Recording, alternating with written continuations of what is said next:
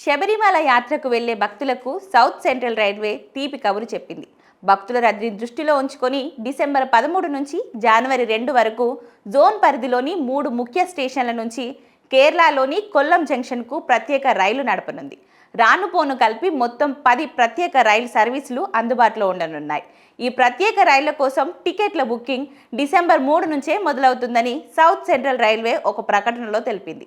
సిర్పూర్ కాగజ్ నగర్ నుంచి కొల్లం జంక్షన్ వరకు ప్రత్యేక రైల్ ట్రైన్ నంబర్ 07117 డిసెంబర్ 13న ప్రారంభం కానుంది. అలాగే ఈ ట్రైన్ విజయవాడ, తిరుపతి మీదుగా కొల్లం చేరుకుంటుంది. బెల్లంపల్లి, మంచిర్యాల, రామగుండం, పెద్దపల్లి, జమ్మికుంట, వరంగల్, కేసముద్రం, మహబూబాబాద్, ఖమ్మం వంటి ప్రధాన స్టేషన్లలో హాల్టులు ఏర్పాటు చేశారు. అలాగే చెర్లపల్లి, కొల్లం జంక్షన్ ప్రత్యేక రైలు train number 07119 07121 December 17, December 20, December 31 తేదీలలో ప్రయాణించనున్నాయి.